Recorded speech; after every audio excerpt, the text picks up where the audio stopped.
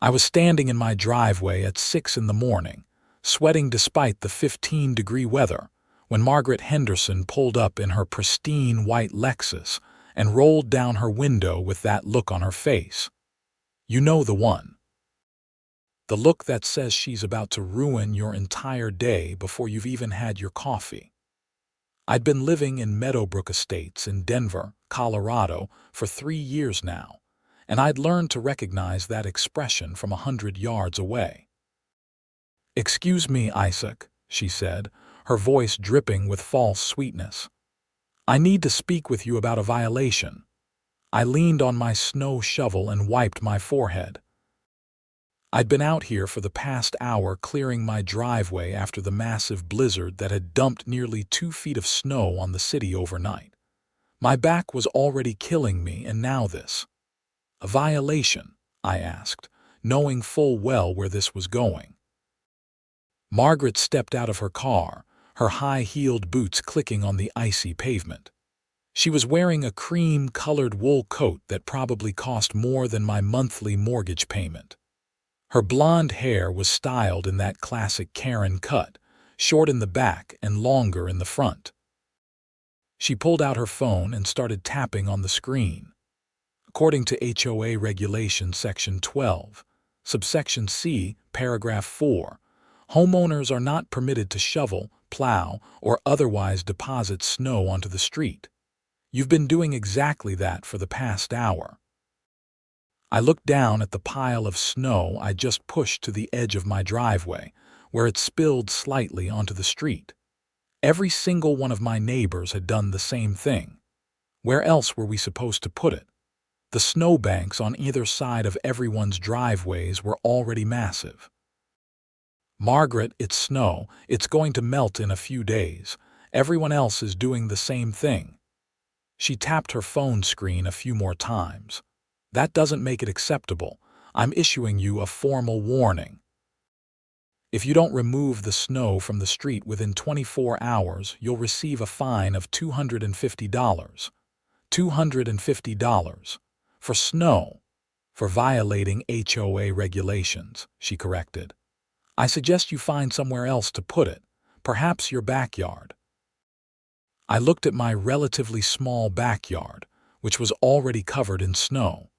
Then I looked at the enormous pile I'd created from clearing my driveway. There was no way it would all fit back there, and even if it did, moving all that snow again would take hours. "This is ridiculous," I said. Margaret's expression hardened. "What's ridiculous is homeowners who refuse to follow the rules they agreed to when they purchased their property. Good day, Isaac." She climbed back into her Lexus and drove off, leaving me standing there in the freezing cold, absolutely fuming. Margaret Henderson had been the HOA president for the past 2 years, and in that time, she'd made life miserable for at least half the neighborhood. She'd fined the Johnsons 3 times for having their trash cans visible from the street. She'd forced the Patels to repaint their entire house, because the shade of beige they'd chosen was 0.3% off from the approved color palette. She'd even tried to make Old Man Richardson get rid of his garden gnomes, claiming they were aesthetically displeasing. But this was a new low, even for her. I pulled out my phone and called my best friend Isaiah Thompson, who lived 2 streets over in the same development. "Dude, you're not going to believe what just happened," I said when he picked up. "Let me guess. Margaret, how'd you know?" "She hit me up 20 minutes ago. Same thing. Snow violation." I told her where she could shove her violation notice. I had to laugh despite my anger. Isaiah had never been one to bite his tongue. "She's threatening me with a $250 fine." "Same here. I'm not paying it." "This is absurd. We just got 2 feet of snow. Where are we supposed to put it?" That's what I said. "You know what? We should go to the next HOA meeting, bring this up. I bet half the neighborhood got the same notice."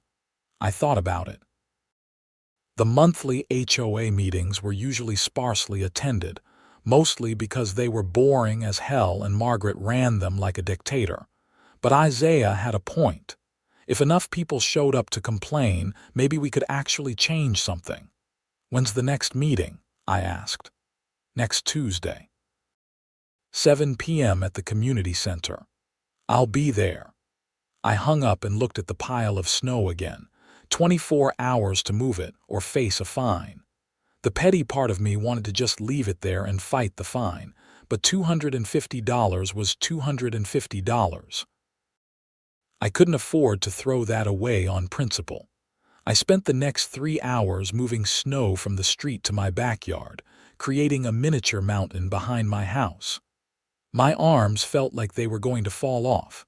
My back was screaming. And with every shovelful, my resentment toward Margaret Henderson grew. The next few days were relatively quiet. The snow started to melt as temperatures climbed into the 30s. I went to work at the tech company where I did software development, came home, watched TV, tried not to think about the HOA. But that Tuesday, I made sure to leave work early so I could grab dinner before the meeting. Isaiah met me in the parking lot of the Meadowbrook Estates Community Center at 6:45. He was wearing jeans and a Broncos hoodie, his dark hair hidden under a beanie. "Ready for this?" he asked. "As ready as I'll ever be." We walked in together. The community center was a bland, rectangular building with beige walls and gray carpet. The main room had been set up with rows of folding chairs facing a long table at the front. Margaret sat in the center chair, flanked by the other board members. Gerald Patterson, the vice president, a thin man in his 60s with wire-rimmed glasses. Susan Calloway, the treasurer, a nervous-looking woman in her 50s. And Robert Chen, the secretary, a quiet guy who mostly kept to himself. I was surprised to see that nearly every chair in the room was filled. Apparently, Isaiah and I weren't the only ones who'd gotten snow violation notices. Margaret called the meeting to order at exactly 7 p.m. She went through the standard opening procedures, reading the minutes from the last meeting, going over the budget report. I could feel the tension in the room building.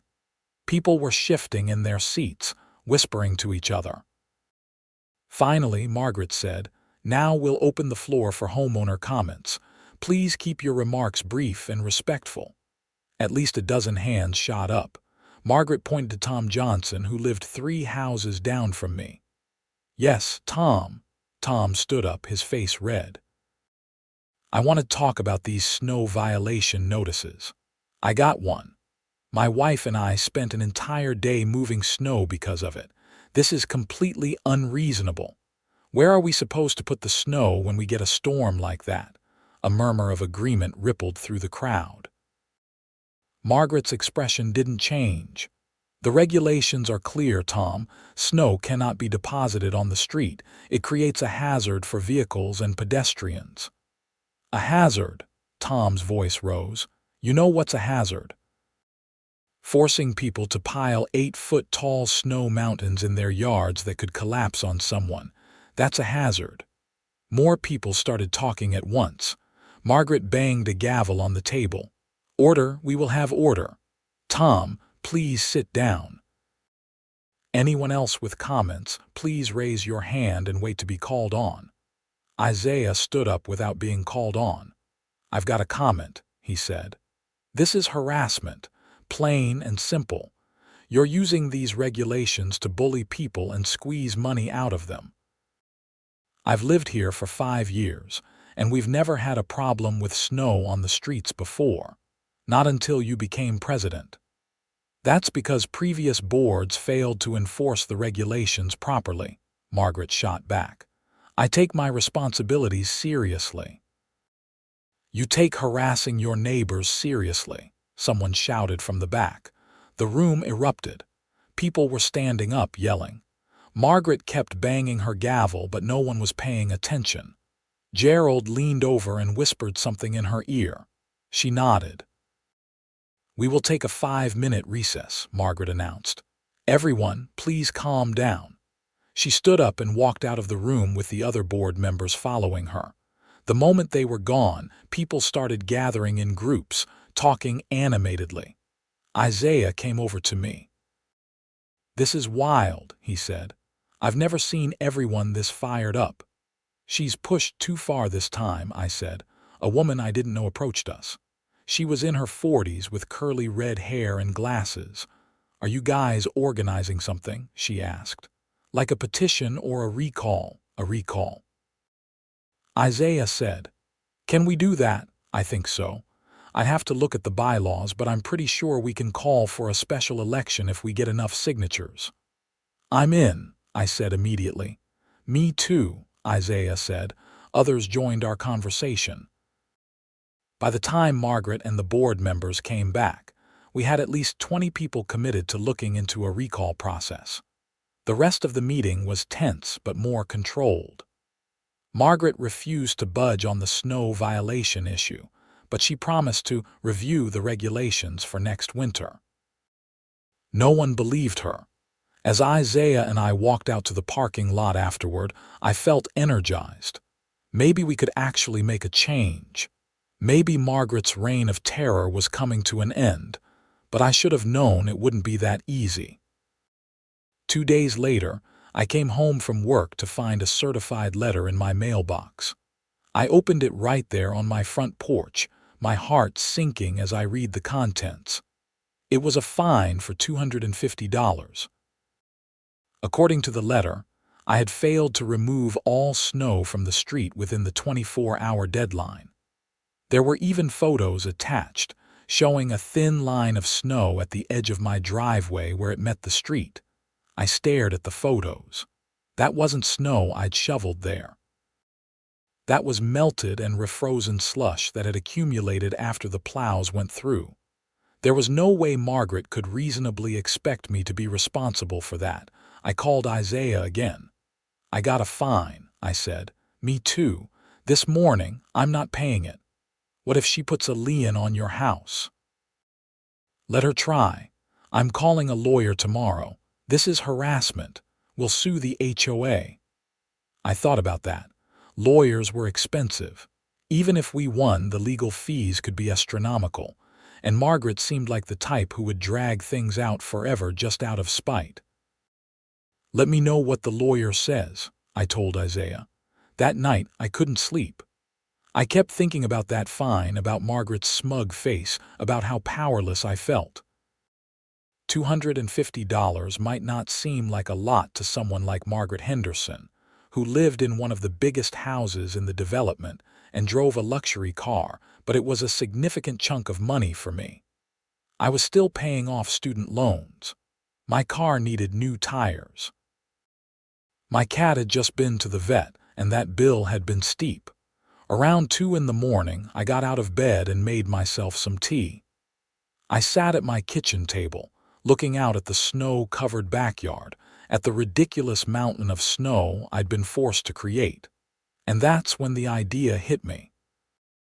If Margaret wanted to be petty about snow, I could be petty right back. The forecast was calling for another major storm in 3 days. They were predicting anywhere from 18 to 24 inches. And I knew exactly where I was going to put all that snow this time. I spent the next day doing research. I pulled up the HOA regulations and read through every single page. I looked for any rule that would prevent what I was planning to do, and I couldn't find one. The regulations said snow couldn't be deposited on the street. They said it couldn't be piled in a way that obstructed sidewalks or blocked access to mailboxes. They said it couldn't damage landscaping or common areas. But nowhere did they say I couldn't pile it on someone else's property line. Margaret Henderson's house was the largest in the development, a sprawling 2-story colonial on a corner lot just off the main entrance. Her driveway was at least 50 feet long, and her garage could fit 3 cars. The property line between her yard and the common area green space ran right along the edge of her driveway. If I piled snow on the common area side of that property line, right up against her garage, I wouldn't be violating any rules. It would be petty as hell, but it would be completely legal according to the HOA's own regulations. I ran the idea past Isaiah that evening when he came over with pizza. "That's genius," he said, his eyes lighting up. "But how are you going to get the snow there? Your house is like half a mile away. I'll rent a pickup truck, load it up, drive it over, dump it. That's a lot of trips.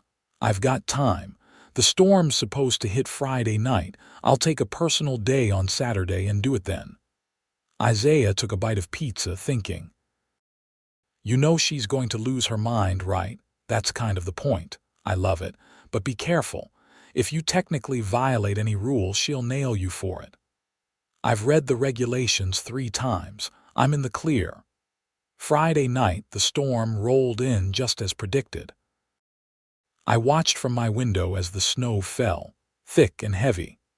By the time I went to bed, there was already at least a foot on the ground, and it was still coming down. I woke up Saturday morning to a winter wonderland. The snow had stopped and the sun was shining, making everything sparkle. According to the news, we'd gotten 22 inches. It was beautiful and it was perfect. I had a quick breakfast, then headed to the truck rental place. I'd reserved a pickup the day before, telling them I needed it for a home improvement project. The guy at the counter barely looked at me as he handed over the keys. The truck handled pretty well in the snow. The roads had been plowed but were still slick. I drove carefully back to my house and parked in my driveway. Then I started shoveling. It took me about 45 minutes to fill the truck bed with snow.